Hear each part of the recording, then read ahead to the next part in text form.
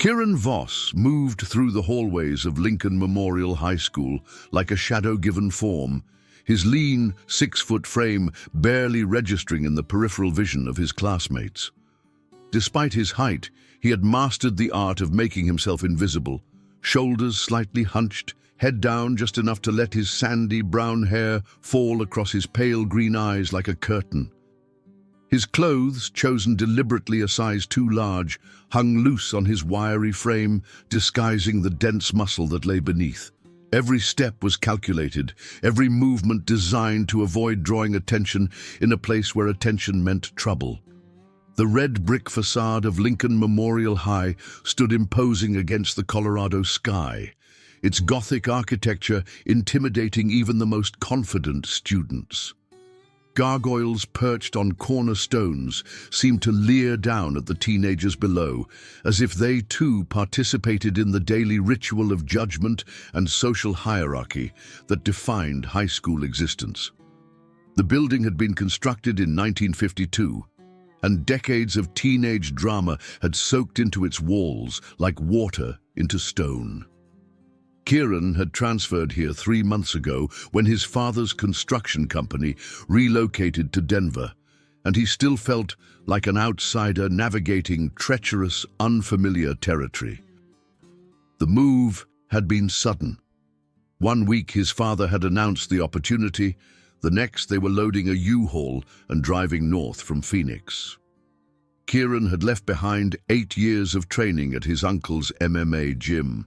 Friends who knew his story, and teachers who understood his quiet nature, wasn't defiance, but rather hard-earned wisdom about when to speak and when to remain silent. The school's long corridors echoed with the sounds of teenage life. Lockers slamming shut like gunshots, sneakers squeaking against polished floors that reflected the fluorescent lights above, and the constant buzz of conversation that never seemed to include him. Students clustered in their established groups, the athletes near the trophy case, the theater kids by the auditorium, the academic elites near the honor roll display, each group defending their territory with the same intensity their ancestors might have guarded tribal lands. Lincoln Memorial housed nearly 2,000 students across 4 grades, making it one of the largest high schools in the Denver metro area. The sheer size should have made anonymity easy, but Kieran had quickly learned that being the new kid created its own form of visibility. He was a question mark in a place where everyone else had defined roles, an unknown variable in carefully calculated social equations. What none of his classmates knew, what his deliberately loose clothing and careful posture concealed, was that Kieran had spent the last 8 years training in mixed martial arts at Phoenix Fight Academy, his uncle's gym.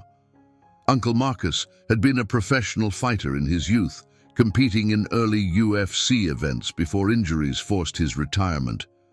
Under his guidance, Kieran had developed into something approaching a weapon. His unassuming appearance masked lightning-fast reflexes honed by thousands of hours of pad work and sparring. His striking power, generated not through bulky muscle, but through perfect technique and timing, could drop opponents twice his size. His grappling skills, refined through countless hours on the mat, had earned him 3 consecutive state championships in youth divisions across 2 different weight classes. By age 16, he had been training with adult competitors and holding his own against men who fought professionally. The discipline extended beyond physical technique into mental preparation. Uncle Marcus had taught him to read opponents, to recognize the subtle tells that preceded aggression, to remain calm under pressure when others lost control. "Fighting isn't about anger," his uncle had said during one of their countless training sessions. "Anger makes you stupid. Fighting is about control, control of distance, control of timing, control of yourself, most of all." But his father had made him promise to keep his head down at the new school, to avoid the fights that had gotten him suspended twice at his previous school when bullies pushed him too far. Those suspensions had come not from Kieran starting conflicts, but from finishing them too decisively when pushed beyond his considerable tolerance. The first incident had involved 3 seniors who cornered him in a bathroom, demanding lunch money from the new meat. They had left with broken ribs and shattered pride. The second had been 2 juniors who thought harassing a quiet girl would be entertaining. Their entertainment had ended with both requiring medical attention. "I know you can handle yourself," his father had said the night before their move to Denver. "That's exactly the problem. These schools have zero-tolerance policies now. One more incident and you could be looking at criminal charges, not just suspension.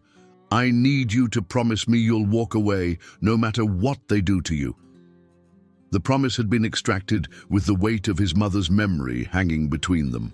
She had died in a car accident 2 years earlier, killed by a drunk driver on her way home from Kieran's tournament, where he had won his 2nd state championship. Her last words to him had been about how proud she was of his self-control, his ability to channel his intensity into positive outlets. The guilt of her death, the knowledge that she had been traveling to see him fight, made his father's request impossible to refuse. "I promise, Dad," Kieran had said, meaning it completely in that moment.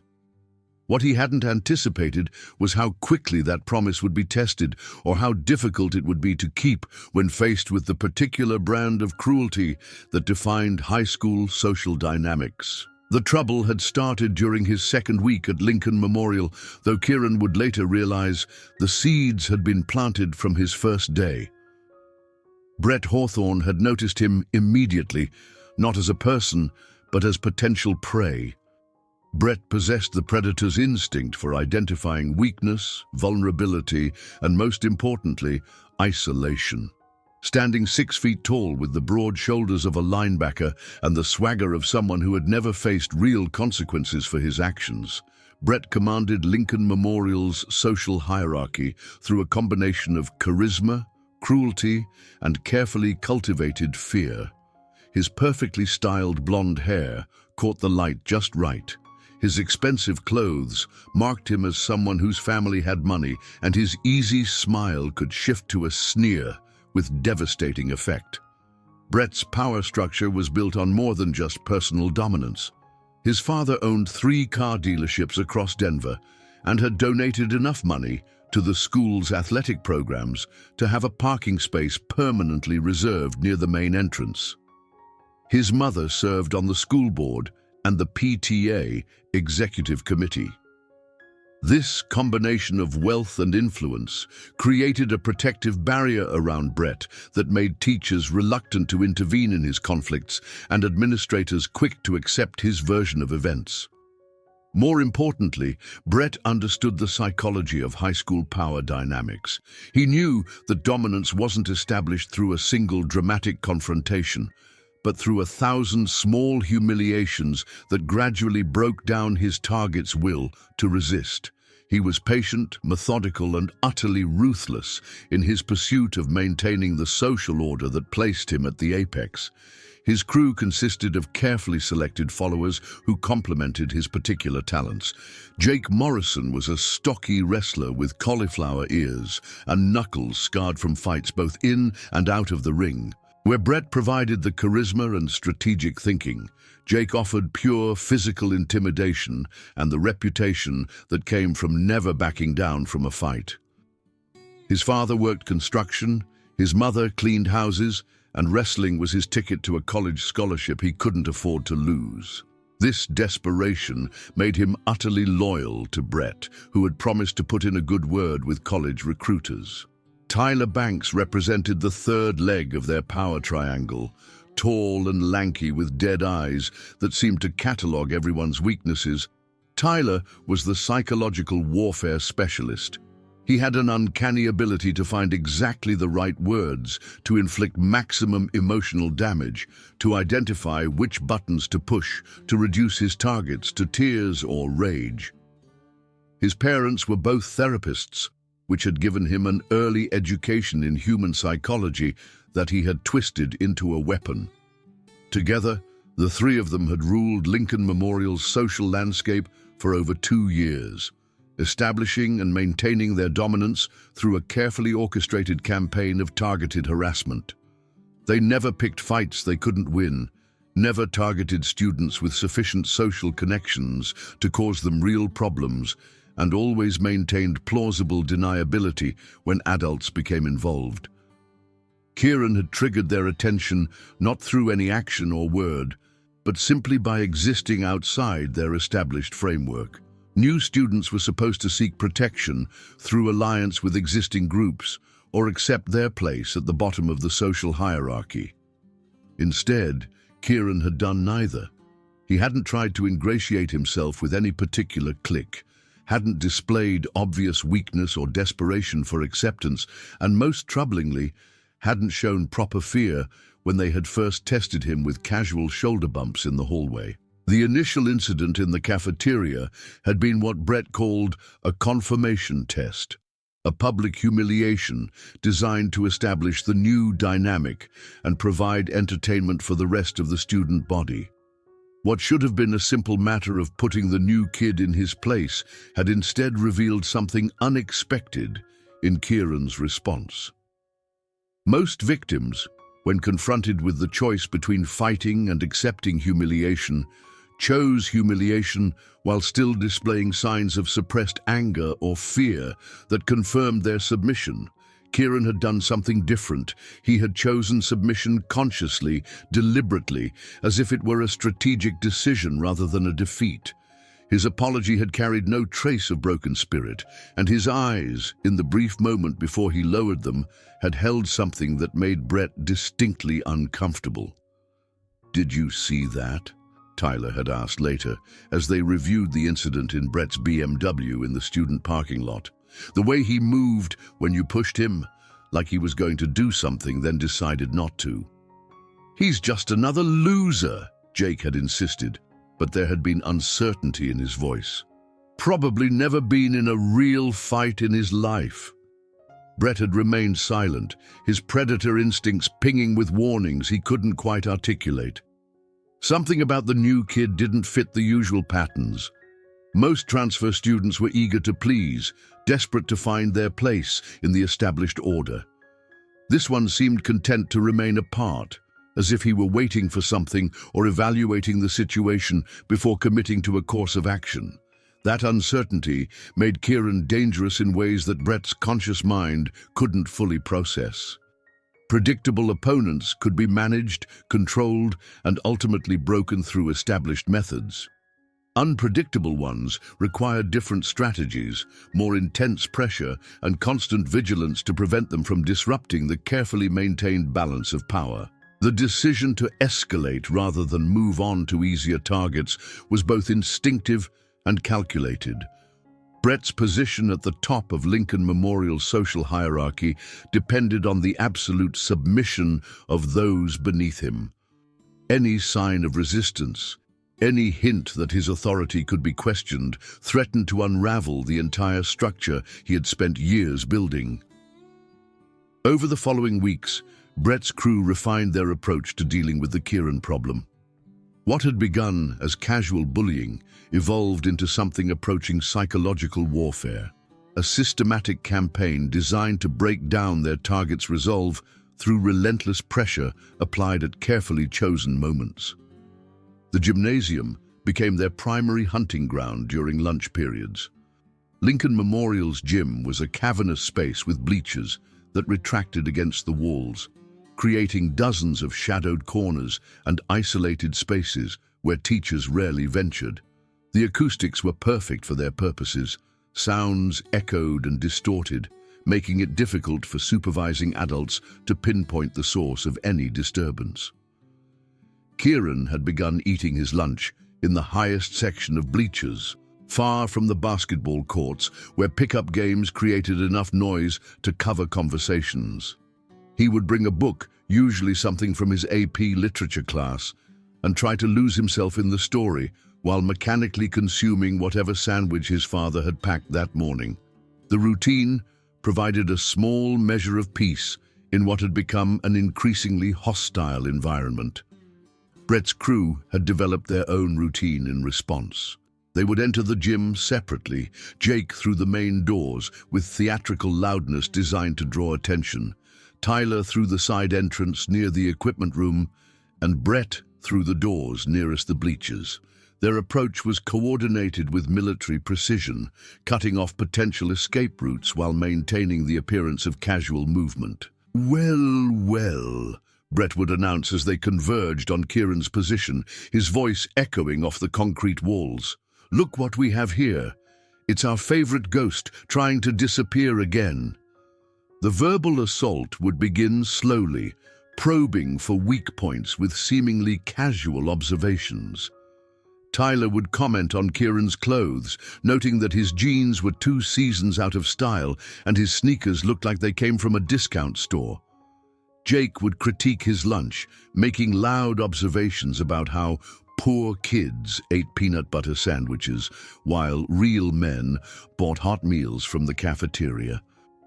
Throughout these exchanges, Kieran would continue reading, his eyes moving across the page with determined focus, while his free hand gripped his sandwich with just enough force to suggest tension without giving his tormentors the satisfaction of visible fear. His breathing remained steady, controlled through techniques his uncle had taught him for managing pre-fight nerves. "Are you even listening to us?" Brett would demand, his voice rising with calculated frustration. "Don't you know it's rude to ignore people when they're talking to you?" When Kieran still failed to respond, the physical harassment would begin. Jake would accidentally knock the book from his hands, sending it tumbling down several rows of bleachers, while loose papers scattered like leaves in the wind. Tyler would grab Kieran's lunch, holding it just out of reach while making exaggerated chewing motions. "What's wrong, Voss?" Tyler would taunt, taking a deliberately large bite of Kieran's sandwich. "Not hungry anymore? Or are you going to cry about it? Going to run home to mommy?"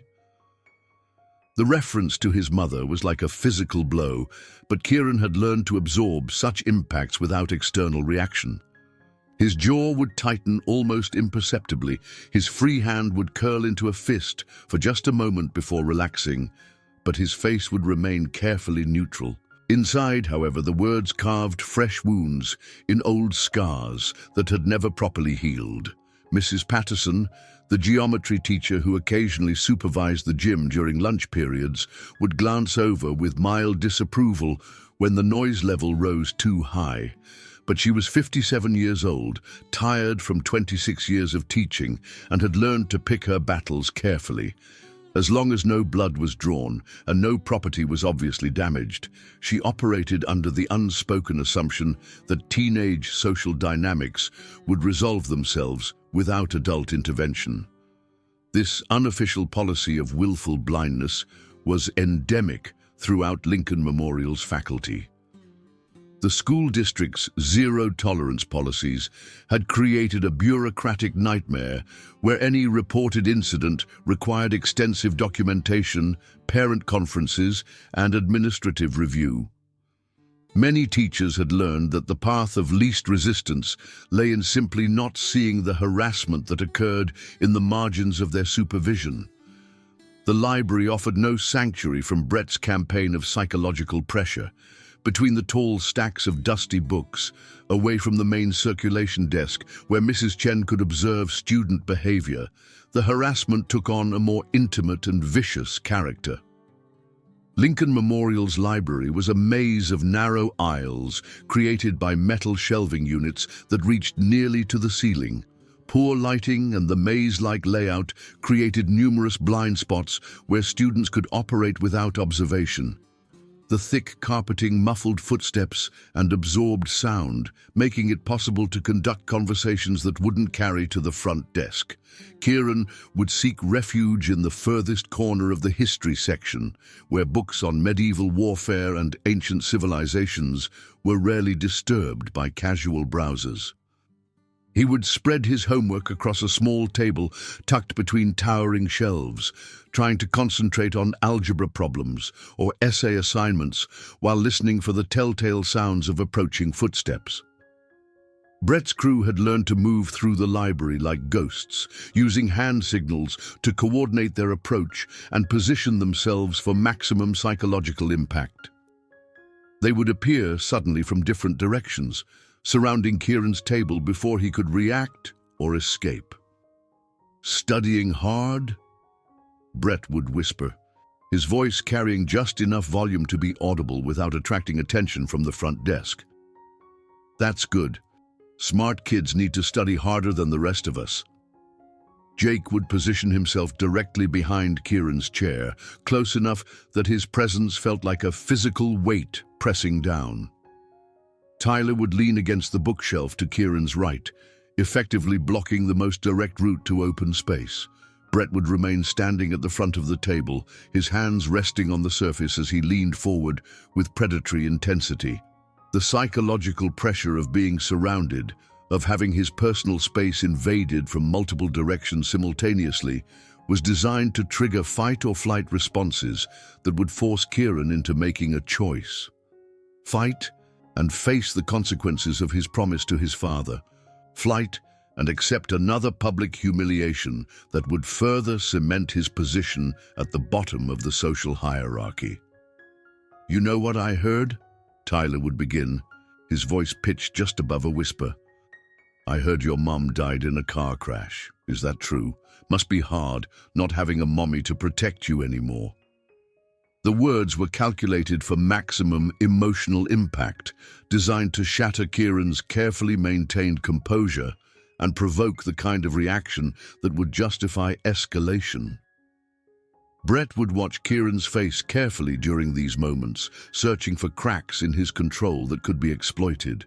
When Kieran inevitably failed to respond, his training and his promise requiring him to absorb even the most vicious psychological attacks, the physical harassment would begin with clinical precision, a sharp elbow to the ribs as one of them moved past, a foot extended to send him sprawling when he tried to gather his scattered papers.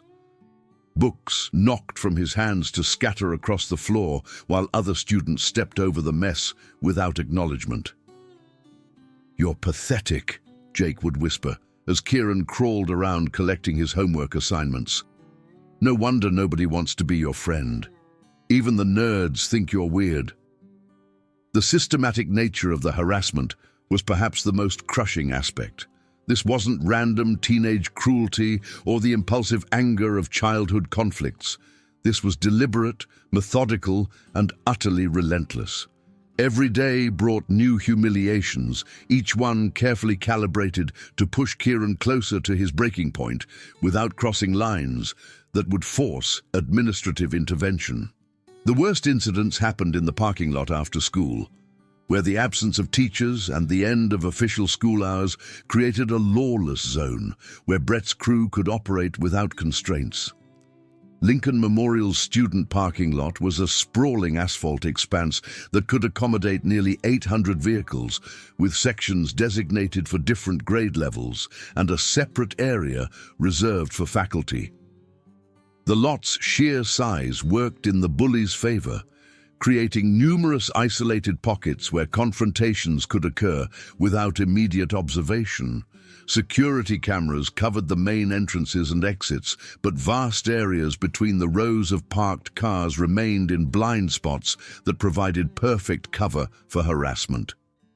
Kieran walked home most days, his father's work schedule making it impossible to provide regular transportation. The walk was approximately 2 miles through suburban neighborhoods, a journey that would have been pleasant under different circumstances.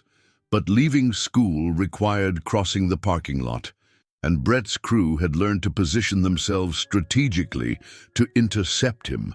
They would wait near the main exit, leaning against Brett's BMW with studied casualness while scanning for their target.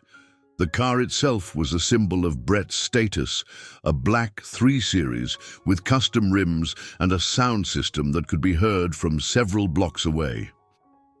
His father had given it to him for his 16th birthday, complete with personalized license plates that read Alpha 1. When Kieran appeared, trying to move quickly toward the street while staying close to other groups of students for protection, They would move with practiced coordination. Brett would intercept him from the front, arms spread wide in a gesture that appeared friendly from a distance, but effectively blocked forward progress. Jake and Tyler would flank him from both sides, cutting off lateral movement while herding him toward a section of the lot where fewer witnesses were present. "Hey there, Voss," Brett would call out, his voice carrying that particular tone of false friendliness that every teenager recognized as a prelude to harassment. "Where are you going in such a hurry? Don't you want to hang out with your friends?"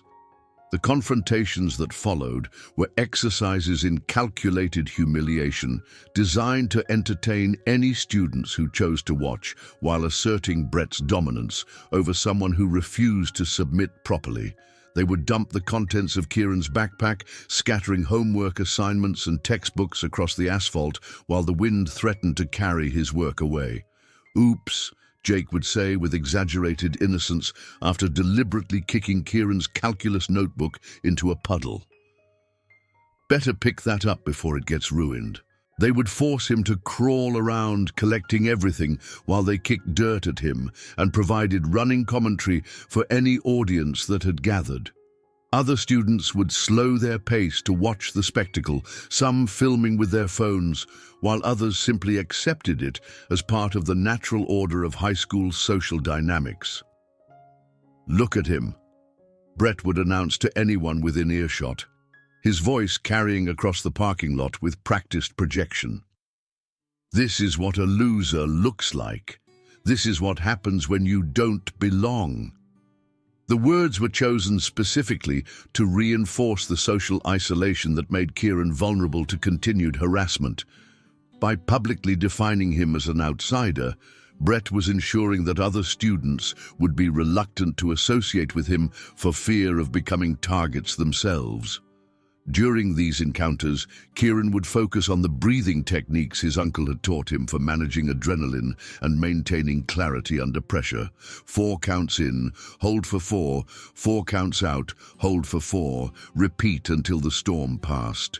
His hands would shake slightly as he gathered his scattered belongings, not from fear, but from the enormous effort required to suppress his training and instincts.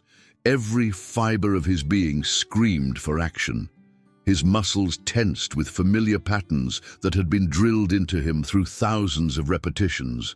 His mind automatically catalogued his opponent's positions, their postures, their obvious weaknesses and openings.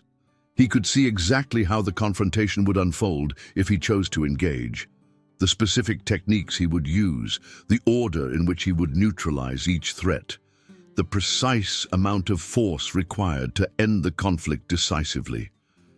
Jake's lead leg was too far forward, making him vulnerable to a simple sweep that would put him on the ground where his wrestling skills would be neutralized. Tyler's hands were always in his pockets, meaning he would be slow to defend against any sudden attack. Brett's overconfidence made him sloppy, leaving him open to combinations that would drop him before he realized the fight had begun. But the promise to his father held him in check, even as the internal pressure built to almost unbearable levels. He would remember his mother's face in the hospital, the way she had smiled despite her pain when he told her about winning his tournament through technical skill rather than brute force. He would think about his father's tears when they had moved to Denver, the quiet desperation in his voice when he talked about starting over and avoiding the mistakes that had defined their life in Phoenix. The psychological toll of this constant suppression was enormous. Kieran began experiencing tension headaches that lasted for hours after each encounter. His sleep became irregular, filled with dreams where he fought back with devastating consequences, sometimes defeating his tormentors so thoroughly that they required hospitalization, other times losing control completely and becoming the aggressor in scenarios that left him questioning his own character. His academic performance, previously exemplary, began to suffer as his ability to concentrate eroded under the constant stress. Teachers noticed his distraction, but attributed it to typical adjustment difficulties faced by transfer students. His father, working long hours to establish himself with the new company, remained unaware of the daily battles his son was fighting. The isolation was perhaps the cruelest aspect of Brett's campaign. By making Kieran a public target, by demonstrating his apparent helplessness in front of the entire school, Brett had effectively poisoned any potential friendships before they could develop. Other students who might have been sympathetic were deterred by the social costs of association with someone marked as prey. This isolation created a vicious cycle that reinforced Kieran's vulnerability. Without allies or witnesses willing to speak on his behalf, his word would carry no weight against Brett's if any incidents escalated to administrative attention. Without social connections to provide alternative outlets for stress and frustration, the pressure of suppressing his natural responses continued to build. The first crack in Brett's campaign of systematic isolation came during a Tuesday afternoon chemistry class, though Kieran wouldn't recognize its significance until much later. Dr. Morrison, no relation to Jake, had assigned a complex lab project that required students to work in pairs over several weeks, analyzing the chemical composition of various household products and presenting their findings to the class. Most students immediately paired with their established friends, but Kieran found himself scanning the room with growing anxiety as groups formed around him. Being left without a partner would mean working alone, which Dr. Morrison sometimes allowed, but which would further reinforce his status as a social outcast. "Do you have a partner yet?" The voice came from behind him, soft and tentative, but carrying an undertone of intelligence that made him turn, with genuine curiosity rather than defensive wariness. Elena Rodriguez stood a few feet away, her long dark hair pulled back in a simple ponytail that emphasized the elegant lines of her face. Her brown eyes held a depth of intelligence that seemed to catalogue everything while revealing nothing of her own thoughts. "No," Kieran replied, his voice rougher than intended from disuse during social interactions. "Do you? I was hoping you might want to work together," she said, moving closer with a fluid grace that suggested some form of dance or athletic training. "I've seen your work in other classes. You're thorough." The simple statement carried enormous weight in Kieran's current social reality. Elena had noticed him, had observed his academic performance, and had formed a positive opinion based on his actual abilities rather than his social status. More importantly, she was willing to associate with him publicly, despite the obvious risks such association carried. Elena Rodriguez was something of an enigma at Lincoln Memorial. She maintained excellent grades without appearing to struggle, participated in advanced placement courses without displaying the competitive desperation that characterized most academic achievers, and moved through the school's social landscape with serene independence that suggested complete self-sufficiency. Unlike most students who defined themselves through group membership, Elena seemed content to exist in the spaces between established cliques. She would eat lunch alone by the windows, reading novels that weren't assigned for any class, while appearing completely comfortable with her solitude. She participated in class discussions with thoughtful contributions that impressed teachers without making her a target for accusations of showing off. Her family background contributed to her outsider status in ways that paralleled Kieran's own experience. Her parents had immigrated from Mexico when she was young, working multiple jobs to establish themselves in Denver's competitive economy. Her father cleaned office buildings downtown during night shifts. Her mother worked as a seamstress for a bridal shop during the day. Their combined income was sufficient for a modest lifestyle, but placed Elena in the awkward position of being neither poor enough for special programs nor wealthy enough for social acceptance among Lincoln Memorial's more affluent students. More significantly, Elena possessed an inherent dignity that made her resistant to the social pressures that controlled most of her classmates. She didn't seek approval from the popular groups, didn't alter her behavior to fit in with any particular crowd, and seemed genuinely indifferent to the petty dramas that consumed so much teenage energy. This independence had made her largely invisible to Brett's crew, who focused their attention on students who displayed obvious vulnerability or desperation. Elena's self-sufficiency offered no obvious purchase for their particular brand of psychological manipulation. She had no apparent desire for social advancement that could be used against her, no obvious insecurities that could be exploited for entertainment. Working with Elena on their chemistry project became the highlight of Kieran's week. They would meet in the library after school, spreading their research materials across a table in the science section where other students rarely ventured. Elena's approach to academic work reflected the same thoughtful precision that characterized her social interactions: methodical without being obsessive, thorough without being excessive.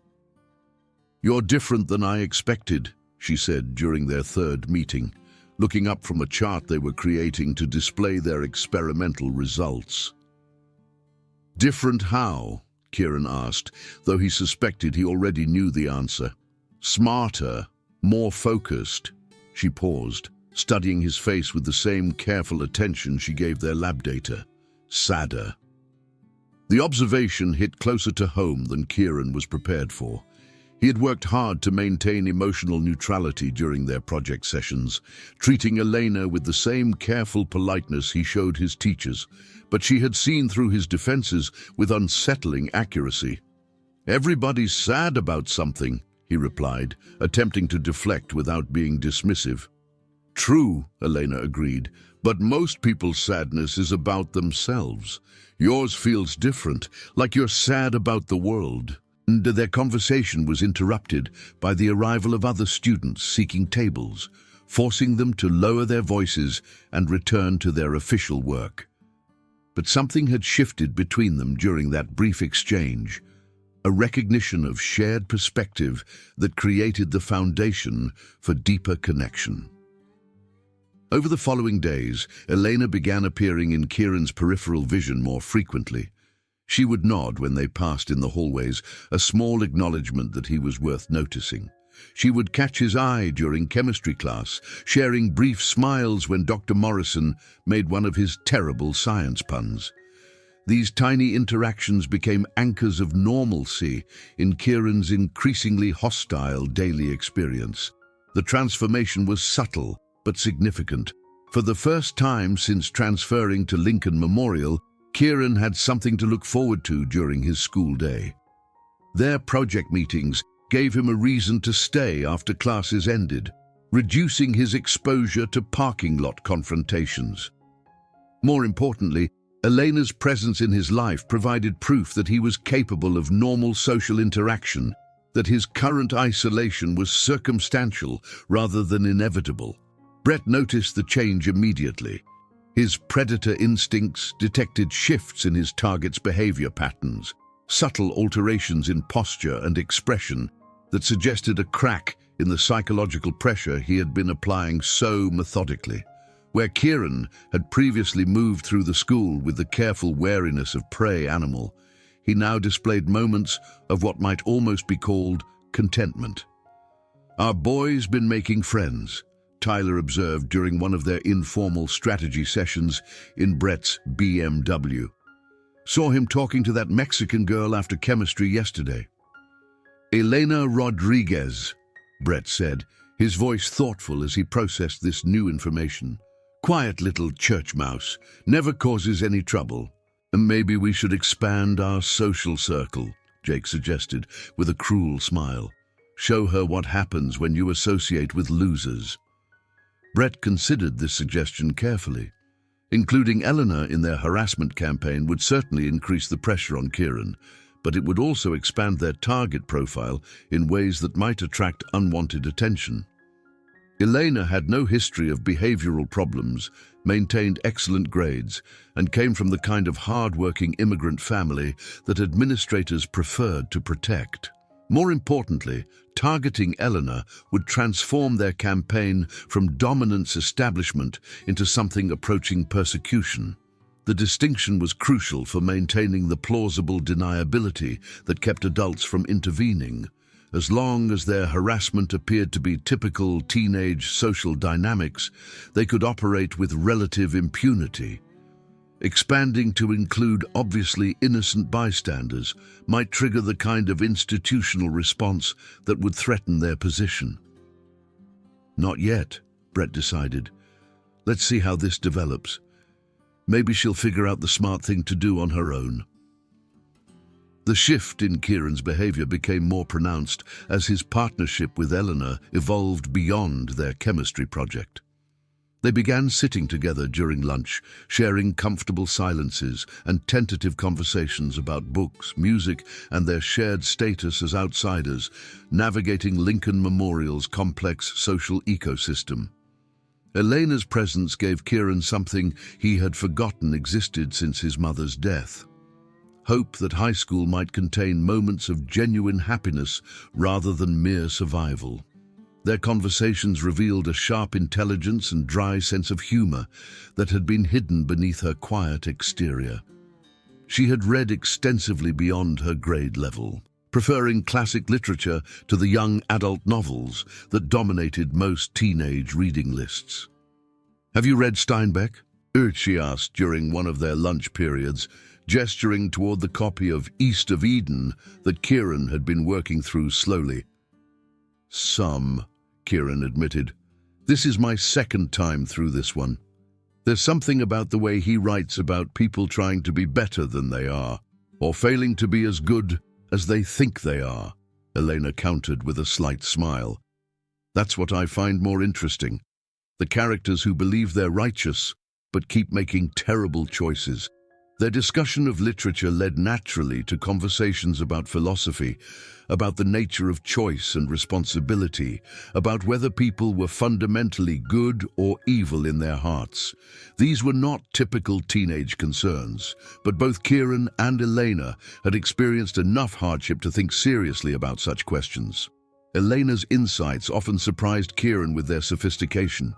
She had a gift for seeing through surface appearances to underlying motivations, for understanding the complex factors that drove human behavior. Her observations about their fellow students were particularly acute, delivered with compassionate accuracy that suggested extensive people-watching experience. "Brett Hawthorne isn't actually confident," she said one afternoon, watching the blonde boy hold court near the cafeteria's main entrance. "Look at how he positions himself. Always with his back to a wall, always with clear sightlines to potential challenges. That's not confidence, that's paranoia." Kieran followed her gaze, studying Brett with the analytical framework Elena had provided.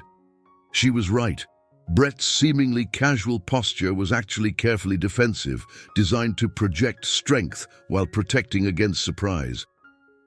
"You see a lot," Kieran observed. "When you're invisible, you have time to watch," Eleanor replied. "Most people are so busy performing for each other that they never actually look at what's happening around them." Truly. These conversations became the foundation for something approaching friendship, though both were careful not to label it explicitly.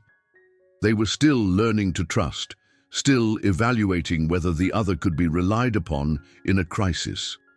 But gradually, tentatively, they began to lower their emotional defenses and share aspects of their lives that they had kept hidden from the rest of the world. Kieran learned that Elena's academic achievements came at considerable personal cost. She worked 20 hours a week at a local grocery store to help with family expenses, studying during her breaks and completing homework assignments in the early morning hours before school.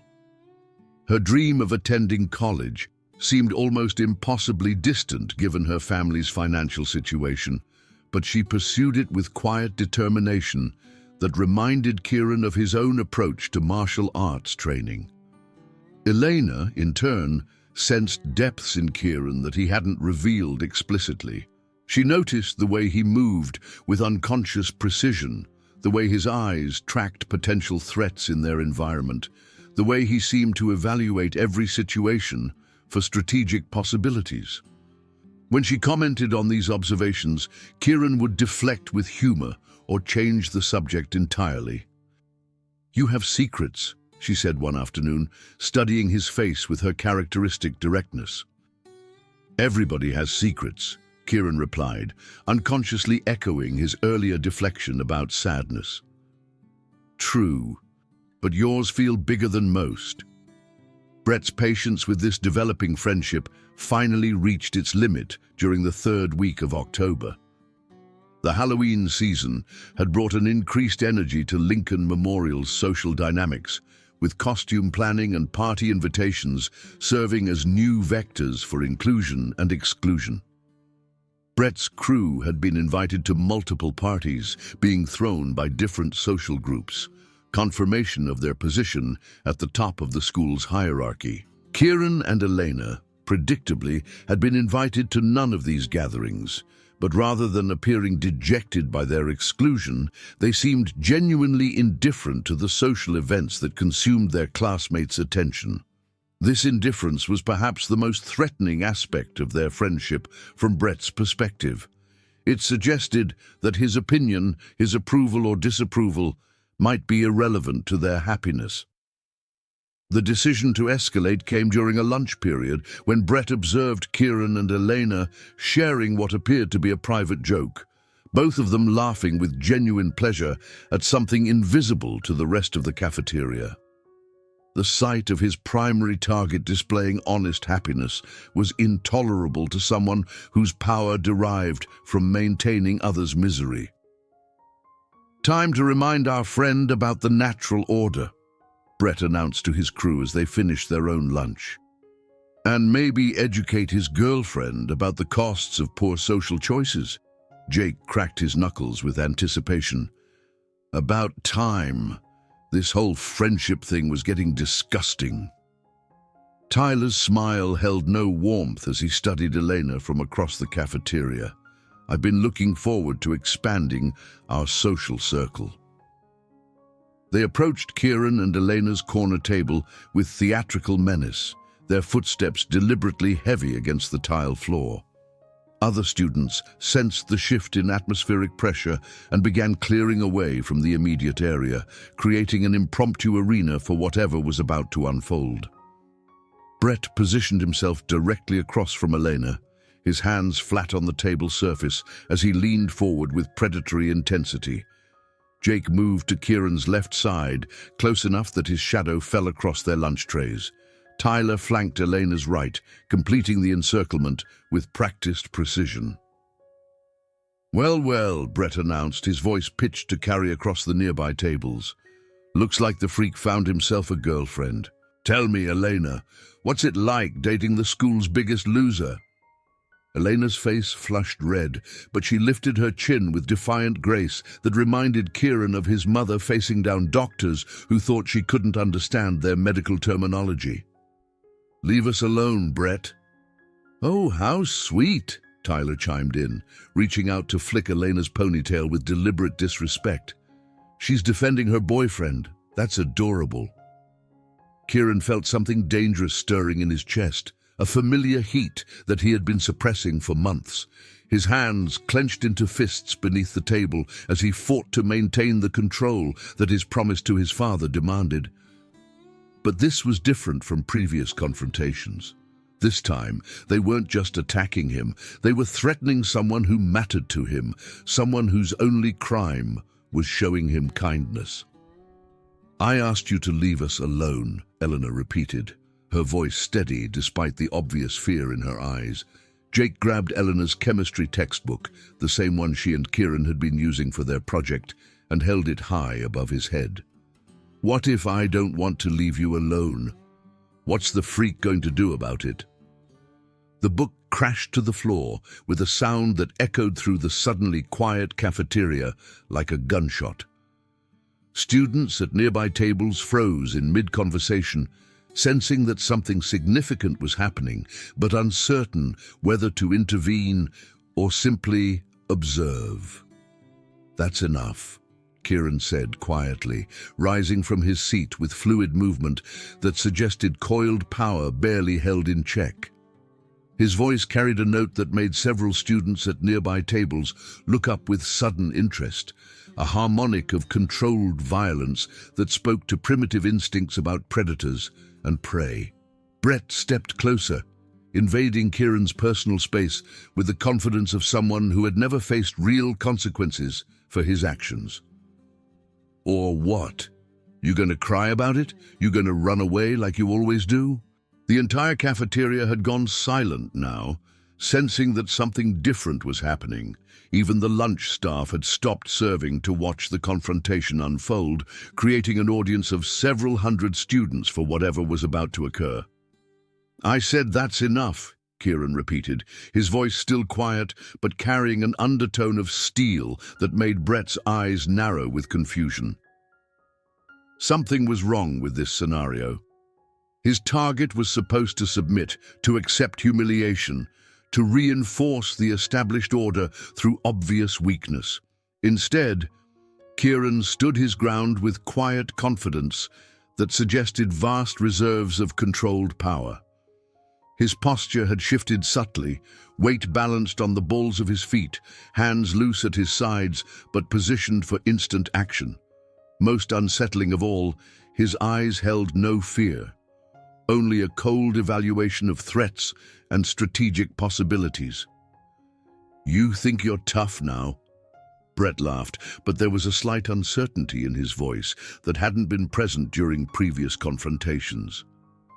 "You think having a girlfriend makes you a man?"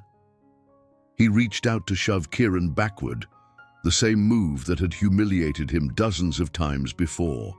The push that had established Brett's dominance, that had reduced Kieran to scattered books and stammered apologies, that had confirmed his position at the bottom of Lincoln Memorial's social hierarchy. But this time, Kieran didn't stumble. This time, he stood his ground with the quiet confidence of someone who had been holding back far too long. The push barely moved him, and Brett's eyes widened in surprise at his target's unexpected stability. "Touch her again," Kieran said, his voice carrying clearly through the silent cafeteria, "and you'll regret it." Brett's face twisted with rage at being challenged in front of the entire school. His authority, his reputation, his carefully constructed image of invincibility, all of it was being threatened by someone who was supposed to be helpless.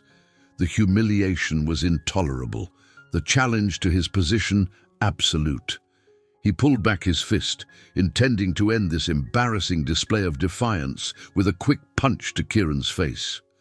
A punch that would restore the natural order, that would remind everyone who held power at Lincoln Memorial High School. He never saw the counter coming. Kieran's right hand moved with the speed and precision of 8 years of dedicated training, intercepting Brett's punch before it could gain momentum and trapping his wrist in an iron grip that spoke of countless hours spent perfecting timing and leverage. The technique was so smooth, so effortless, that for a moment the watching students couldn't quite process what they had witnessed. Brett's eyes widened in shock as he found his attack neutralized by someone he had dismissed as helpless. His wrist was trapped in a grip that felt like steel, immobilized with such casual efficiency that he couldn't even struggle against it effectively. Panic began to set in as he realized that his understanding of the situation had been fundamentally wrong. Before Brett could adjust to this new reality, Kieran's left hand shot forward in a palm strike that caught him square in the solar plexus with surgical precision. The technique was designed not to cause permanent damage, but to temporarily incapacitate, a perfect example of the control and restraint that Uncle Marcus had drilled into him over years of training. Brett doubled over, clutching his stomach and wheezing desperately for breath as his diaphragm spasmed from the precisely applied pressure. The sound he made was between a gasp and a moan, carrying clearly through the silent cafeteria as Lincoln Memorial's alpha male discovered what helplessness actually felt like. The cafeteria erupted in gasps and shouts as Brett stumbled backward, his face twisted in pain and confusion. Students began standing on chairs and tables to get a better view, phones appearing to record the unprecedented sight of their school's social hierarchy being turned upside down in a matter of seconds. Jake and Tyler rushed forward to help their leader, but they were moving against someone who had been preparing for multiple opponents since he was 12 years old. Kieran had already shifted into a combat stance that spoke of serious training and dangerous competence, his body positioning itself with the automatic precision of muscle memory honed through thousands of repetitions. Jake threw a wild haymaker, the kind of looping punch that worked well against untrained opponents, but was practically useless against someone with real defensive skills. Kieran ducked the clumsy attack with minimal effort, his movement flowing like water around an obstacle, and responded with a leg sweep that sent the wrestler crashing to the floor with stunning force. The technique was textbook perfect, a simple but devastating use of leverage and timing that transformed Jake's forward momentum into downward velocity. He hit the tile floor with bone-jarring impact, his wrestling skills useless when he was falling through space, with no opportunity to recover or adapt.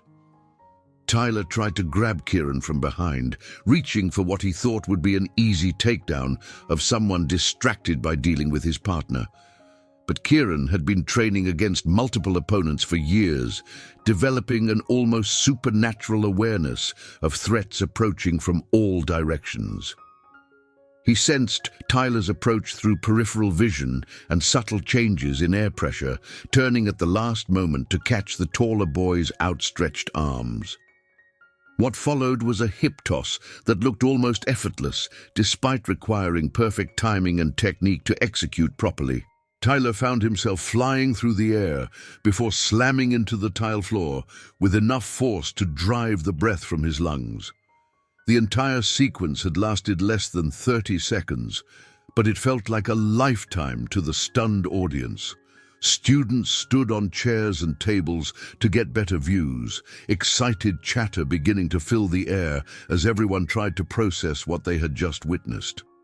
The cafeteria had transformed from a place of routine social interaction into an arena where the impossible was happening before their eyes.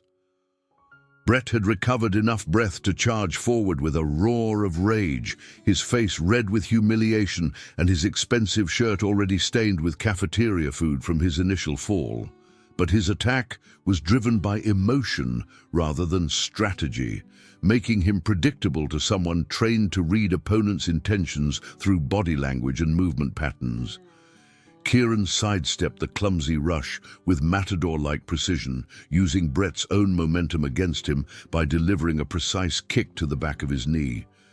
The technique was designed to disrupt balance rather than cause serious injury, but its effectiveness was devastating.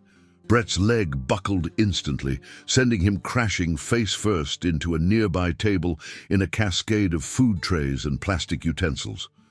The sound of Brett's impact with the table was like thunder in the enclosed space, echoing off the cafeteria walls and marking the moment when Lincoln Memorial's established social order crumbled completely. Food and debris scattered everywhere as their former king lay groaning among the wreckage of his own authority. Students began climbing onto tables and chairs to get better views of the aftermath. The excitement was palpable, electric, as hundreds of teenagers processed the fact that they had just witnessed something unprecedented. Phones appeared throughout the crowd, recording the scene for instant distribution across social media platforms that would ensure this moment lived forever in digital memory. Brett struggled to his feet, his face a mask of pain and humiliation, his carefully styled hair disheveled and his expensive clothes stained with the detritus of his defeat. Blood trickled from where he had bitten his tongue during his collision with the table, adding a dramatic visual element to his obvious distress. "You're dead," he snarled through swollen lips, spitting blood onto the floor between them. "You're fucking dead." But his threats lacked conviction now. His voice carried a tremor that suggested fear rather than confidence, and his eyes kept darting toward his fallen crew members as if seeking reassurance that wasn't forthcoming. Jake was still on the floor, curled around what might be bruised ribs, while Tyler sat against a wall, holding his head and looking distinctly nauseous. Kieran stepped forward with calm deliberation, and Brett instinctively backed away despite his verbal threats. The movement was subtle, but clearly visible to the watching crowd, a physical acknowledgement of a new power dynamic that words couldn't disguise. "No," Kieran said calmly, his voice carrying easily through the silent cafeteria. "I'm tired of running. I'm tired of hiding, and I'm tired of letting you hurt people." The words landed with the force of a declaration of war, carrying implications that extended far beyond this single confrontation. They spoke of months of suppressed anger finally finding release, of carefully maintained control being deliberately abandoned, of a fundamental shift in the balance of power that would reshape everything that followed. Jake and Tyler struggled to their feet, flanking their leader with obvious reluctance. All three of them were breathing heavily and looking far less confident than they had moments earlier. They still outnumbered Kieran 3-1, but something in his stance and the way he had effortlessly dismantled their first coordinated attack made them hesitate.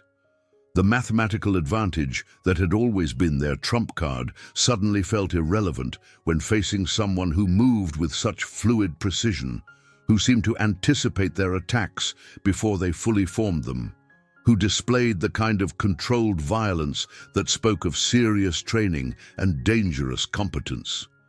"This isn't over," Brett warned, but his voice lacked the conviction that had made his previous threats effective. "Yes, it is," Kieran replied, with quiet finality. "Unless you want me to show everyone else what I just showed you." The threat hung in the air between them, carrying weight that went beyond mere words. It was a promise backed by demonstrated capability, a line drawn in blood and bruised pride that would define their relationship going forward. For a long moment, the two groups faced each other while the entire cafeteria held its breath. The silence stretched out like a taut wire, filled with potential energy that could explode into violence with the slightest provocation. Students leaned forward in anticipation, sensing that they were witnessing a pivotal moment that would be discussed and analyzed for years to come. Then Brett jerked his head toward the exit, a movement that was supposed to look like leadership but appeared suspiciously like retreat. His crew followed him in a withdrawal that looked uncomfortably similar to running away, their earlier swagger replaced by the careful movements of people trying to preserve what remained of their dignity. The cafeteria exploded in noise as soon as they left. Hundreds of conversations beginning simultaneously as students tried to process what they had witnessed. The volume was deafening after the profound silence that had preceded it, a release of collective tension that had been building throughout the confrontation. Kieran felt Elena's hand slip into his, her touch grounding him and reminding him of what had triggered his protective instincts in the first place. Her fingers were warm and steady, providing an anchor of human connection in the aftermath of controlled violence. "Thank you," she whispered, her voice barely audible over the surrounding chaos. The gratitude in her voice made every moment of restraint worth it, validated his decision to finally act after months of careful control. "We should go," Kieran said quietly, suddenly aware that their new status as celebrities would bring its own complications, before someone calls administration. Elena nodded, gathering her scattered belongings while students continued to stare and point in their direction. They moved toward the exit together, Kieran's hand resting protectively on her back as they navigated through crowds of students who parted before them with newfound respect. Behind them, the cafeteria buzzed with excited conversation as witnesses compared notes and embellished details. The story was already growing in the telling, transforming from a 30-second confrontation into an epic battle that would achieve legendary status in Lincoln Memorial's oral history. But for Kieran and Eleanor, walking away from the scene of his transformation, the most important moment was the quiet squeeze of her hand in his. A simple gesture that reminded him that some things were worth fighting for and that strength without compassion was just another form of bullying. Word of the cafeteria confrontation spread through Lincoln Memorial like wildfire, carried by text messages, social media posts, and the kind of excited whispers that transformed ordinary events into legendary tales. By the end of sixth period, Kieran had evolved from invisible nobody to reluctant celebrity, his name spoken in hushed tones throughout hallways that had barely acknowledged his existence just hours earlier. The story grew with each retelling, as stories always do when they capture something essential about human nature and the eternal struggle between power and justice. In some versions, Kieran had fought off 6 attackers instead of 3. In others, Brett had been knocked unconscious and required medical attention. The truth was dramatic enough, but truth rarely satisfies the teenage appetite for spectacle and meaning. Students who had never acknowledged Kieran's existence suddenly wanted to know his name, his background, where he had learned to fight with such devastating effectiveness. They approached him between classes with a mixture of curiosity and wariness, as if he were an exotic animal that might be dangerous despite appearing docile. "Dude, where did you learn to fight like that?" asked Marcus Williams, a junior who had witnessed the confrontation from 3 tables away. "That was like something from a movie." "Are you going to try out for wrestling?" wondered Jessica Chen from his AP Literature class. "Coach Morrison is always looking for people with real fighting experience." "Is it true you used to be in cage fighting?" speculated Tommy Rodriguez, Elena's cousin who had heard fragments of the story through family connections. Kieran deflected most questions with shrugs and non-committal responses, uncomfortable with the attention that his moment of action had generated. He had spent months perfecting the art of invisibility, and the sudden scrutiny felt overwhelming despite its generally positive nature. More concerning was the way some students looked at him now, with the kind of speculative calculation that suggested they were wondering if his newfound reputation could be useful to them. Lincoln Memorial's social ecosystem was too complex for simple narratives of good triumphing over evil. Every shift in the balance of power created new opportunities and dangers. Elena seemed to handle their celebrity status with more grace, offering polite responses to curious classmates while maintaining the same serene composure that had attracted Kieran's attention in the first place. But he could see the subtle signs of strain around her eyes, the way she held herself slightly more rigidly than usual, the increased frequency with which she checked their surroundings for potential threats. "You okay?" he asked during their walk to 7th period physics, noting how she unconsciously moved closer to him when groups of students approached. "It's strange being visible," she admitted. "I've gotten used to being able to observe without being observed. Now everyone's watching us." "We could ask to change lab partners," Kieran offered, though the suggestion felt hollow even as he spoke it. "Give you some distance from all this." Elena stopped walking and turned to face him with the direct gaze that had first caught his attention. "Is that what you want?"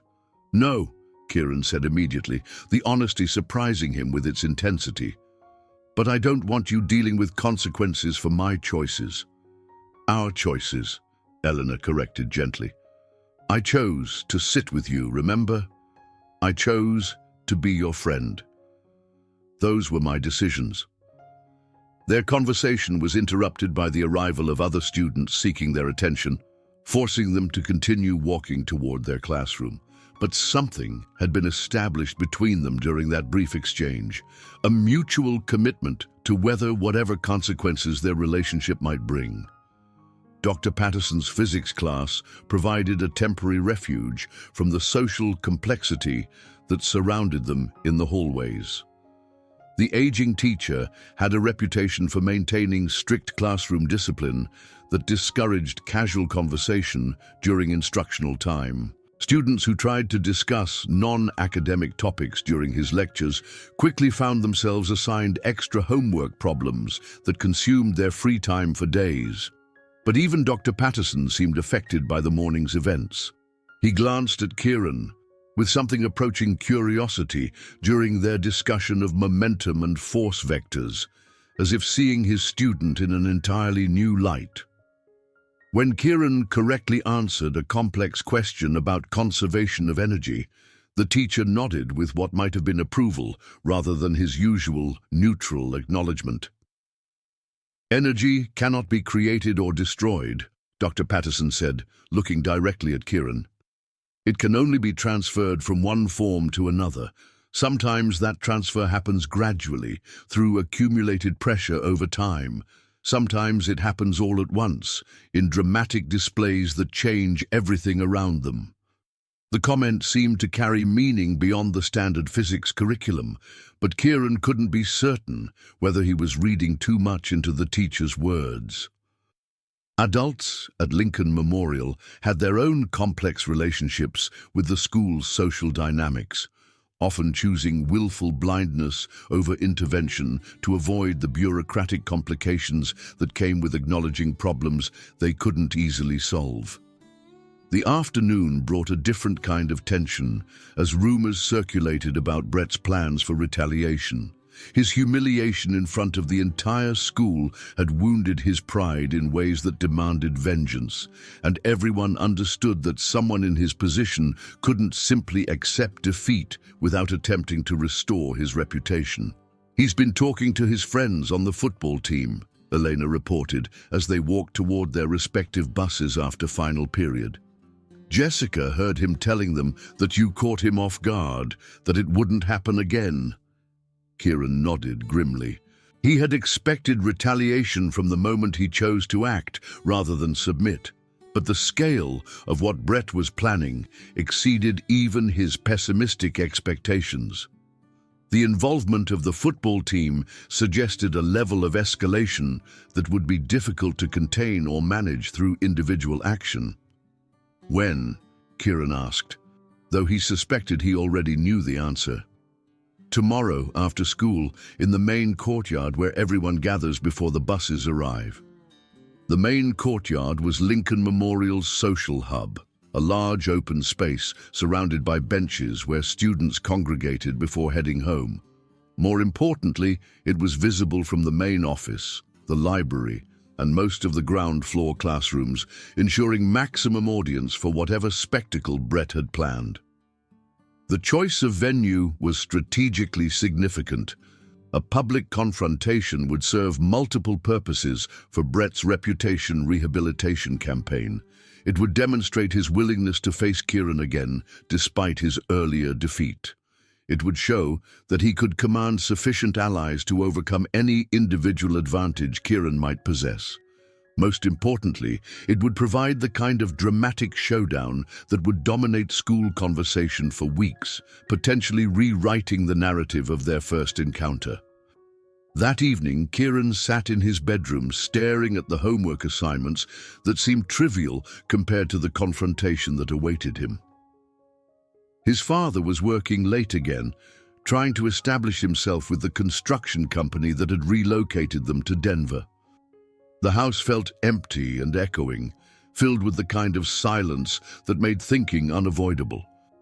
He could avoid the confrontation by leaving school through side exits, walking home through different routes, essentially returning to the invisibility that had protected him for months.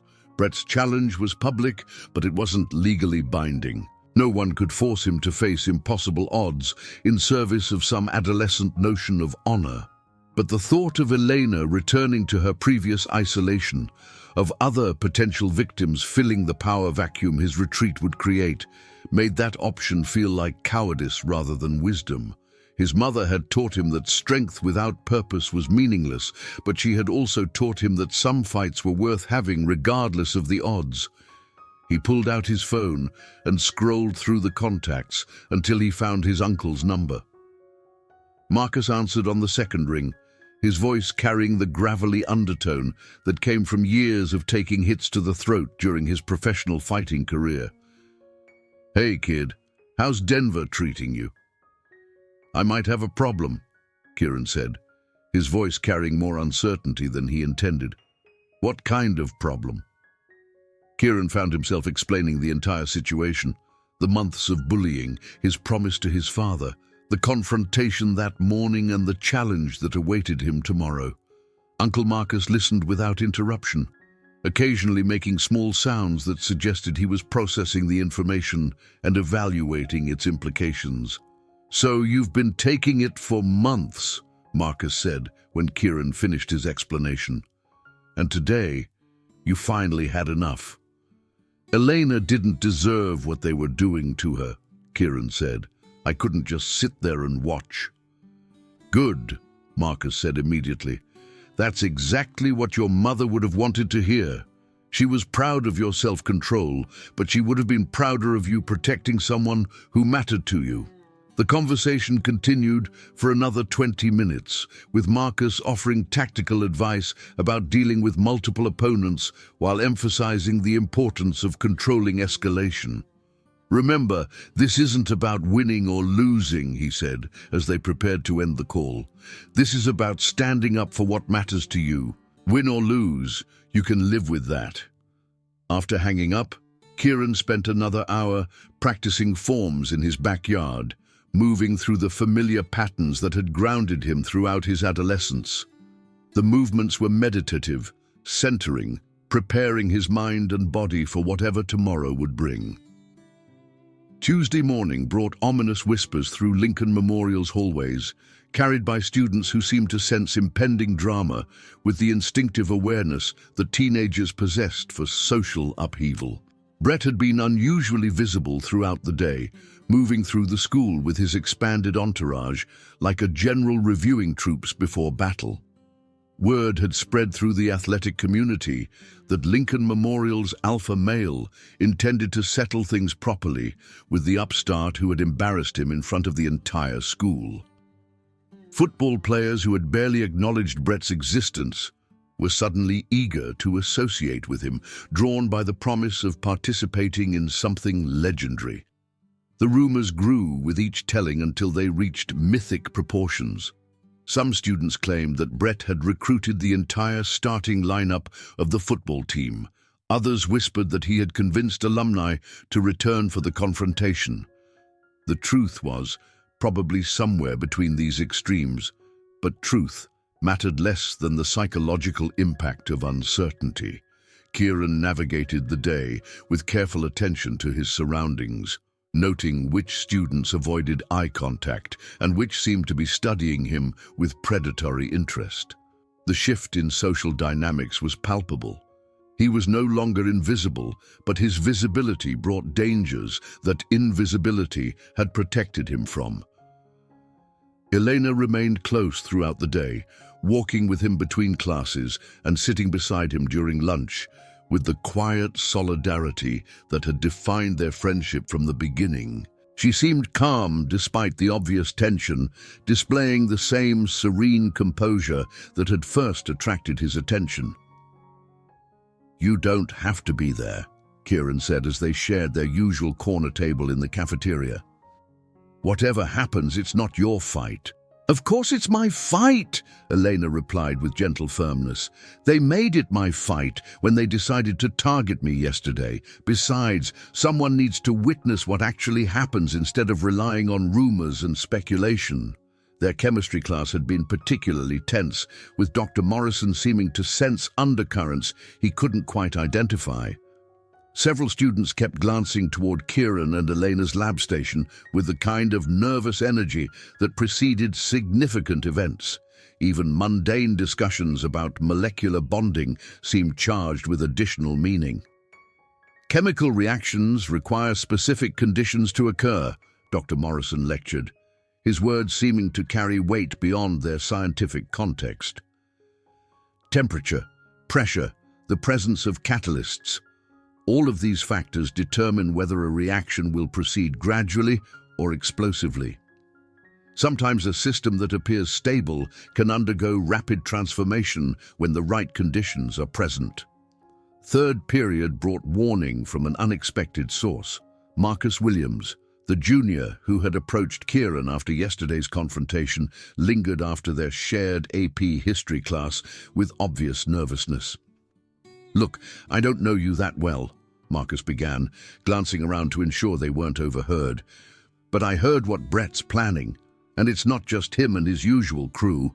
He's convinced at least 6 guys from the football team to back him up. Maybe more." Kieran nodded, having expected something along these lines.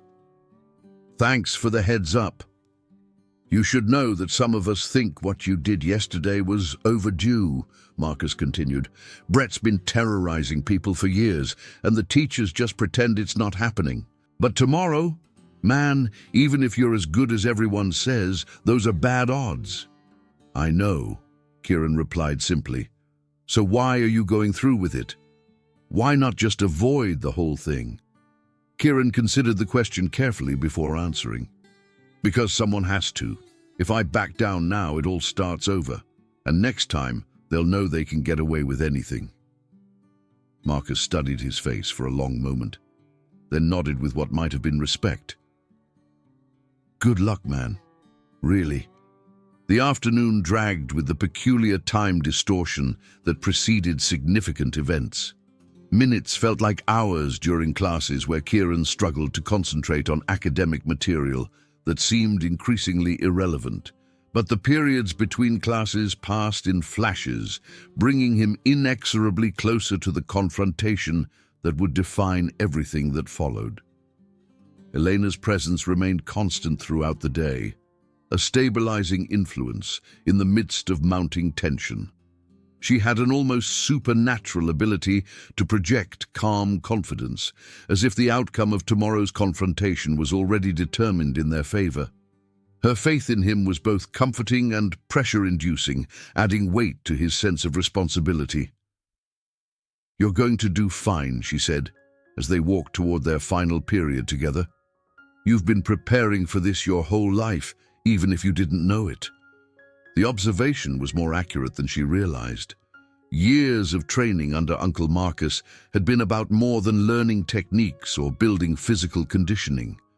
It had been about developing the mental framework necessary to function under extreme pressure, to make calculated decisions when adrenaline threatened to overwhelm rational thought. "Your uncle sounds like a wise man," Elena continued. "What was the most important thing he taught you?" Kieran thought about the question as they entered their physics classroom. "That fighting isn't about anger or hatred. It's about solving problems that can't be solved any other way. If you're angry, you make mistakes. If you're emotional, you lose control. But if you're clear about what needs to be done and why, you can do what's necessary without becoming something you're ashamed of." Dr. Patterson's final lecture of the day focused on action and reaction, Newton's third law of motion, applied to various mechanical systems. But Kieran found himself thinking about how the same principle applied to social systems, how every action generated consequences that rippled outward in ways that were difficult to predict or control. "For every action, there is an equal and opposite reaction," Dr. Patterson explained, drawing diagrams on the whiteboard to illustrate his points. "This law governs everything from rocket propulsion to the collision of billiard balls. Understanding these forces allows us to predict outcomes and plan accordingly." As the final bell rang, signaling the end of the academic day, Kieran felt the familiar pre-competition calm settling over him. His breathing deepened, his heart rate slowed, and his mind achieved the focused clarity that Uncle Marcus had taught him to cultivate before every tournament match. Students began flowing toward exits and bus lines, but an unusual number seemed to be heading toward the main courtyard. Word had clearly spread about the impending confrontation, and Lincoln Memorial's student body was unwilling to miss what promised to be the most dramatic event of the academic year. Kieran and Eleanor made their way toward the courtyard with steady steps and calm hearts. He could have avoided the confrontation by slipping out a side exit and walking home through back streets, but he was tired of running, tired of letting bullies dictate his choices through fear and intimidation. The courtyard was already packed with students when they arrived, far more than usual for a Tuesday afternoon. The crowd had formed a loose circle around the open space, creating an impromptu arena for whatever was about to unfold. The atmosphere was electric with anticipation, hundreds of teenagers sensing that they were about to witness something unprecedented. Brett stood in the center of the courtyard with an expanded crew that included not just Jake and Tyler, but 4 additional football players whose Letterman jackets marked them as members of Lincoln Memorial's athletic elite. Their names were familiar from morning announcements, congratulating them for various sporting achievements.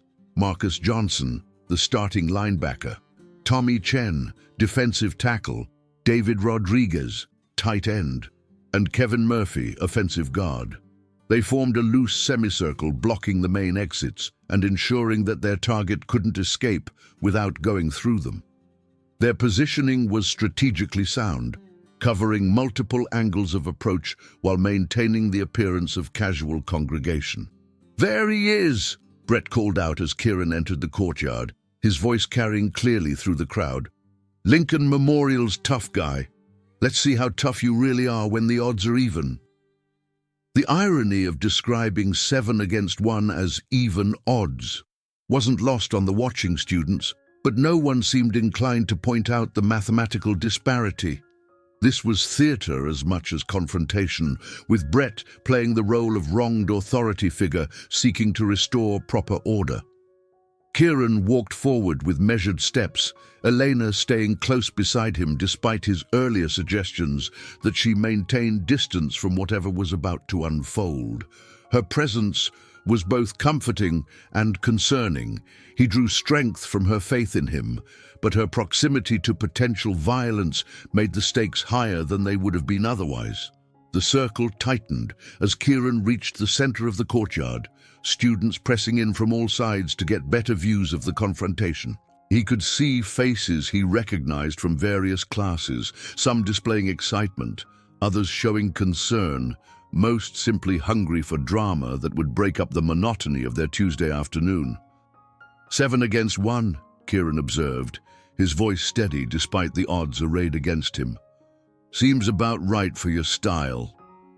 Brett's face darkened at the implied cowardice, but his response was interrupted by an unexpected voice from the crowd. "Actually, it's 7 against 2. Elena stepped forward to stand beside Kieran, her chin raised with the same defiant dignity she had displayed during yesterday's confrontation.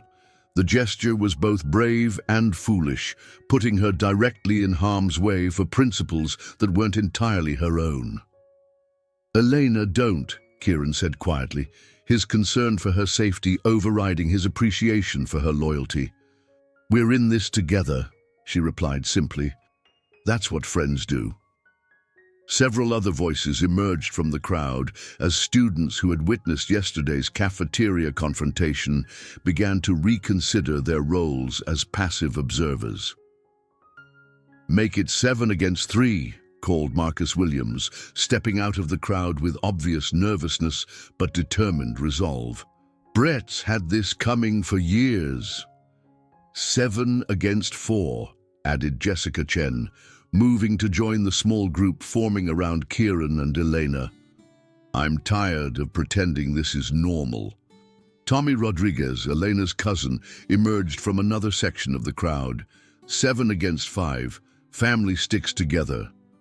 The transformation was remarkable and unexpected. What had begun as an obvious mismatch was evolving into something approaching a fair fight, as students who had remained silent during months of harassment found their voices and their courage. Brett's confident expression began to show cracks as he realized that his carefully planned display of dominance was becoming something entirely different. The narrative he had constructed, himself as wronged authority figure, Kieran as dangerous upstart who needed to be contained, was being rewritten by participants he hadn't anticipated. "This is between me and him," Brett declared, gesturing toward Kieran with obvious frustration. "The rest of you should stay out of it." Like you stayed out of it when you were tormenting people who couldn't fight back. Marcus Williams replied with more courage than Kieran would have expected from someone who had always seemed to avoid confrontation. The crowd stirred restlessly as they sensed the shift in dynamics. What they had expected to be a simple beatdown was becoming something more complex, a referendum on Lincoln Memorial's entire social structure. Students began choosing sides with the instinctive awareness that this moment would define relationships and reputations for the remainder of their high school careers. "Let's just finish this," growled Marcus Johnson, the linebacker whose size and strength made him the most physically intimidating member of Brett's crew. "We didn't come here to debate social policy." He moved toward Kieran with the confident swagger of someone accustomed to physical dominance, his muscles rippling beneath his Letterman jacket as he prepared to demonstrate why football players didn't need to worry about techniques or strategy when facing smaller opponents. But Kieran was no longer the isolated target who had absorbed months of harassment in silence. He was someone who had finally chosen to stop running, who had accepted the consequences of standing up for what mattered to him, who had rediscovered the strength that his promise to his father had forced him to suppress. More importantly, he was no longer alone. The first attacker came from Kieran's left, Marcus Johnson, the linebacker whose reputation for crushing smaller opponents had been built through 3 years of devastating tackles and intimidating locker room encounters. He rushed forward with the blind confidence of someone accustomed to overpowering opposition through pure physical force. His approach telegraphed by the kind of obvious preparation that made trained fighters smile. Kieran stepped aside at the last moment, using footwork that Uncle Marcus had drilled into him through thousands of repetitions, and drove an elbow into the football player's ribs with surgical precision.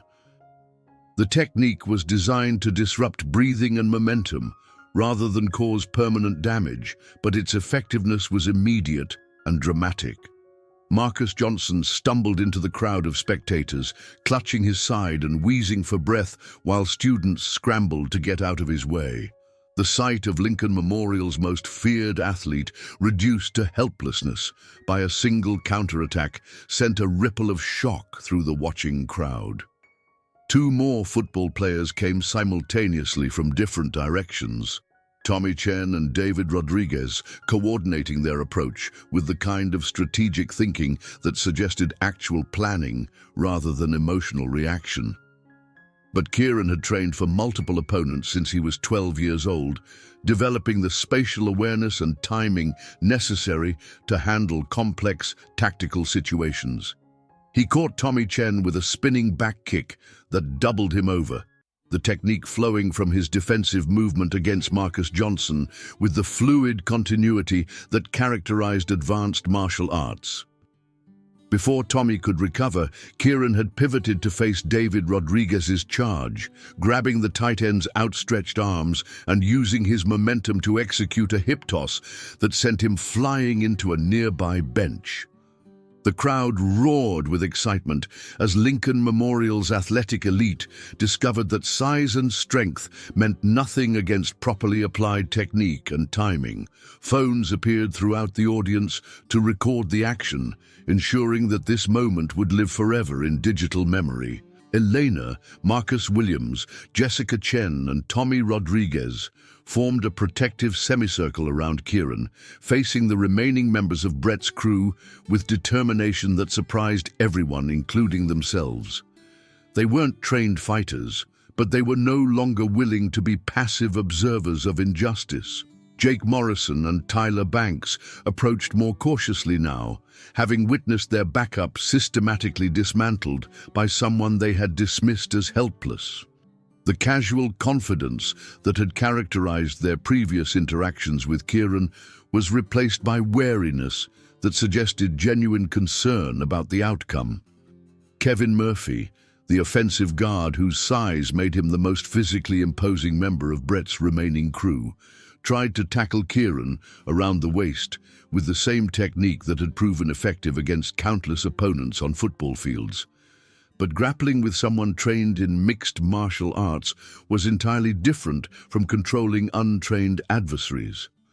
Kieran sprawled expertly, shifting his weight and positioning to neutralize Kevin's takedown attempt while simultaneously creating opportunities for counterattack.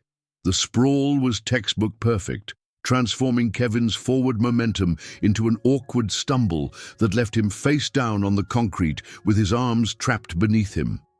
Tyler threw a desperate punch that Kieran caught and countered with a wrist control technique that sent the taller boy spinning away with a yelp of pain. The movement was almost balletic in its precision, demonstrating the difference between trained skill and amateur aggression. That left Jake Morrison facing Kieran in what had become an impromptu single combat while their respective allies watched from safe distances. Jake was a legitimate wrestler with state-level competition experience, making him the most technically skilled opponent Kieran had faced since transferring to Lincoln Memorial. The wrestling match that followed was a display of contrasting philosophies and training methodologies.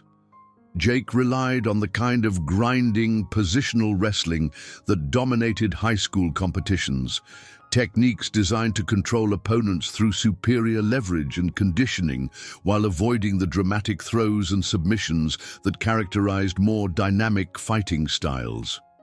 Kieran, trained in mixed martial arts that incorporated wrestling techniques into a broader framework of striking and grappling options, approached the contest with greater tactical flexibility. He was comfortable fighting from any position, capable of transitioning seamlessly between different types of attacks depending on opportunities that presented themselves. The match lasted nearly 2 minutes, an eternity in combat terms, with both fighters demonstrating genuine skill and determination. Jake managed to secure several takedowns that would have dominated typical high school opponents, but Kieran's guard work and submission attempts from the bottom prevented him from establishing the kind of control that wrestling victories required. Eventually, Kieran managed to reverse position and secure a rear naked choke that forced Jake to tap out or risk unconsciousness. The submission was applied with perfect technique, tight enough to cut off blood flow to the brain, but controlled enough to avoid permanent damage. Jake's surrender was clearly visible to the watching crowd, marking the moment when Brett's entire support structure collapsed around him. His football player recruits were either down or backing away from further confrontation. His core crew had been neutralized through superior technique and preparation. He stood alone in the center of the courtyard while hundreds of students watched his authority crumble. The crowd had gone silent during the final wrestling match, sensing that they were witnessing something approaching professional-level skill rather than typical teenage fighting. When Jake tapped out, the silence stretched into a moment of profound recognition. They had just watched someone their age demonstrate capabilities that most of them had only seen in movies or professional sports. Brett looked around the courtyard with growing desperation, searching for allies who were no longer present or supporters who had lost faith in his ability to restore the social order that had placed him at the apex of Lincoln Memorial's hierarchy. "Just you and me now," Kieran said, advancing with the patient confidence of someone who had finally stopped holding back. His breathing was controlled despite the extended fighting, his posture relaxed but ready, his eyes focused with the kind of intensity that made Brett instinctively step backward, Brett threw everything he had into a wild combination of punches, but months of bullying smaller opponents had made him sloppy, while Kieran had spent years perfecting defensive techniques against skilled opponents. Every attack was deflected or avoided with minimal effort, every opening exploited with surgical precision. The striking exchange that followed was completely one-sided, despite Brett's size and strength advantages. His punches found nothing but air, while Kieran's counterattacks landed with devastating accuracy, targeting nerve clusters and pressure points that his uncle had taught him to recognize and exploit. A perfectly timed uppercut lifted Brett off his feet and sent him crashing backward into the fountain that served as the courtyard's centerpiece. Water splashed everywhere as Lincoln Memorial's former king landed in the shallow pool, soaked and defeated, while his entire kingdom watched in stunned silence. Kieran stood over his fallen tormentor, breathing heavily but clearly in control of both himself and the situation. Brett struggled to sit up in the fountain, water dripping from his hair and his face twisted with humiliation that went beyond physical pain. For a moment that stretched into eternity, Kieran stood poised to deliver a final devastating blow that would cement his victory and ensure that Brett never bothered him or anyone else again. His fist was clenched, his target was helpless, and the crowd was baying for the kind of dramatic conclusion that would transform this confrontation into legend. Instead, he stepped back and extended his hand. "Get up," Kieran said quietly, his voice carrying easily through the silent courtyard. "It's over." Brett stared at the offered hand with confusion and suspicion, as if it might be a trap designed to humiliate him further. But eventually, he reached out and allowed Kieran to pull him from the fountain, both of them dripping and exhausted, while the entire school watched in amazement. They stood there for a moment, two teenagers who had just fought their way through a confrontation that would define their reputations for years to come, while hundreds of their classmates processed what they had witnessed. "We done?" Kieran asked. Brett nodded slowly, unable to meet his former victim's eyes. "We're done." The crowd began to disperse as the show ended, but Kieran could feel the shift in how people looked at him, talked about him, acknowledged his presence in their shared space. He was no longer invisible, no longer a target, no longer afraid. Elena appeared at his side as the courtyard emptied, her smile bright enough to make the entire confrontation worthwhile. "You did it," she said, taking his hand with the same gentle pressure that had grounded him throughout their friendship. "We did it," he corrected, squeezing her fingers gently while looking around at the other students who had chosen to stand with them rather than remain passive observers. "All of us. Udrati." Over the following days, Lincoln Memorial High School settled into its new social order with the kind of gradual adjustment that characterized all significant systemic changes. The confrontation in the courtyard had shifted fundamental power dynamics in ways that rippled outward through every aspect of the school's social ecosystem. Brett Hawthorne and his crew maintained a wide berth around Kieran, their former arrogance replaced by grudging respect and the wisdom that came from learning one's limitations through decisive defeat. They still held positions of social prominence through their family connections and athletic achievements, but their reign of casual cruelty had ended with their public humiliation. More importantly, the culture of willful blindness that had allowed their harassment to continue unchecked began to crack under the weight of changed expectations. Students who had once been targets found their voices emboldened by Kieran's example, reporting incidents that would have been ignored just weeks earlier. Teachers who had previously overlooked bullying incidents suddenly seemed more willing to intervene when they witnessed harassment, as if the dramatic confrontation had reminded them of their responsibilities to create safe learning environments. Mrs. Patterson began actively patrolling the gymnasium during lunch periods.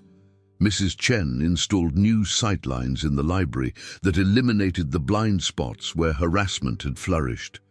Even Dr. Morrison seemed more attentive to social dynamics during his chemistry classes. Students who had never spoken to Kieran before the confrontation continued to approach him with curiosity and respect, though he remained selective about the relationships he chose to develop. His experience with Brett's crew had taught him to be wary of people who were drawn to him primarily because of his demonstrated capacity for violence. "You've become the thing you fought against," Elena observed one afternoon as they sat at their usual corner table in the cafeteria, watching a group of freshmen who had clearly been discussing Kieran in hushed, reverent tones.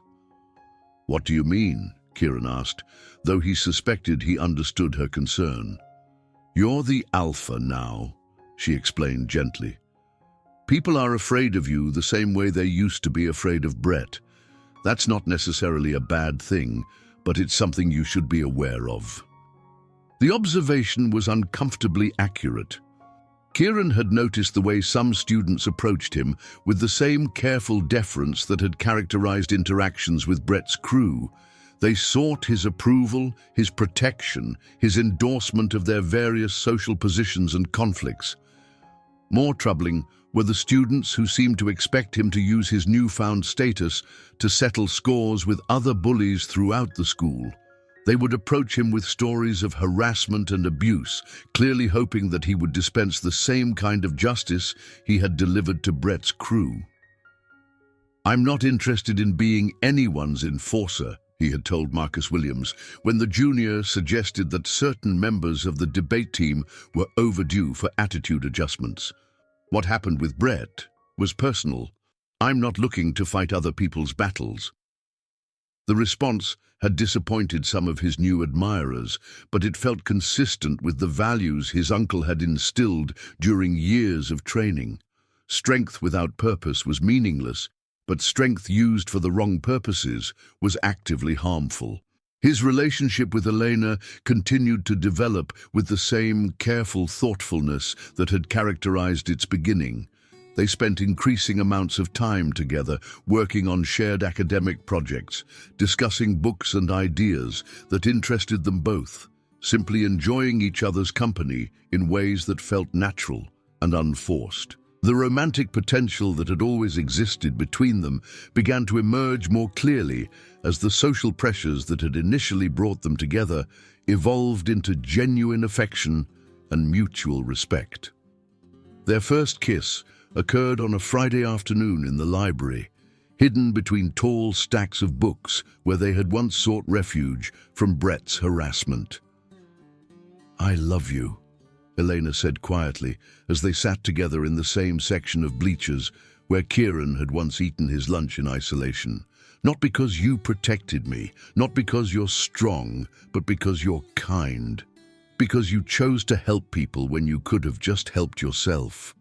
The declaration felt both surprising and inevitable, marking the natural evolution of a relationship that had begun with shared isolation and developed through shared adversity into something approaching genuine partnership.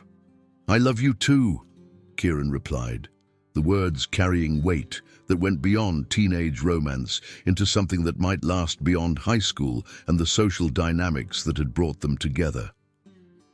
On Friday afternoon, as Kieran and Elena sat at their usual corner table in the cafeteria sharing lunch and comfortable conversation, Brett appeared without his usual entourage. He stood awkwardly for a moment, clearly struggling with words that didn't come naturally to someone accustomed to solving problems through intimidation and social pressure. "I wanted to apologize," he said finally, the words coming out in a rush that suggested considerable internal struggle, "for everything. You didn't deserve any of that, and Elena definitely didn't deserve it." Kieran studied his former tormentor's face, searching for signs of deception or ulterior motive that might suggest this was another form of manipulation. But Brett's regret appeared genuine, the product of hard-earned wisdom rather than calculated strategy for reputation rehabilitation. "Apology accepted," Kieran said after a long moment of consideration. Just remember how it felt to be on the other side." Brett nodded and walked away, leaving behind the tension that had defined Kieran's entire experience at Lincoln Memorial High School. As Kieran watched him go, he reflected on the journey that had brought him to this moment. The months of fear and humiliation, the decision to finally stand up for himself and those he cared about, and the discovery that true strength lay not in the ability to hurt others, but in the wisdom to know when such ability should be used. The quiet storm that had raged within him for so long had finally found its voice, and Lincoln Memorial High School would never be the same. But more importantly, neither would Kieran Voss, who had learned that courage wasn't the absence of fear, but the decision to act despite it, and that the most important battles weren't always the ones you fought alone. Helena squeezed his hand gently as they gathered their belongings for afternoon classes, a simple gesture that reminded him of everything he had gained through his willingness to finally stop running. He had found love, friendship, respect, and most importantly, the knowledge that he could protect the things that mattered to him without becoming something he was ashamed of. The transformation was complete, but it felt less like an ending than a beginning. The first chapter of a story that would extend far beyond the brick walls of Lincoln Memorial High School into whatever challenges and opportunities awaited him in the wider world. He was no longer invisible, no longer afraid, and no longer alone. The quiet storm had spoken, and its voice would echo through the halls of Lincoln Memorial for years to come, reminding future students that sometimes the most unassuming people possessed the greatest strength, and that standing up for what was right was always worth the risks involved. In the end, Kieran had learned that true victory wasn't about proving superiority or humiliating enemies, but about finding the courage to be himself and protect the people who mattered to him. The lesson would serve him well in all the battles yet to come.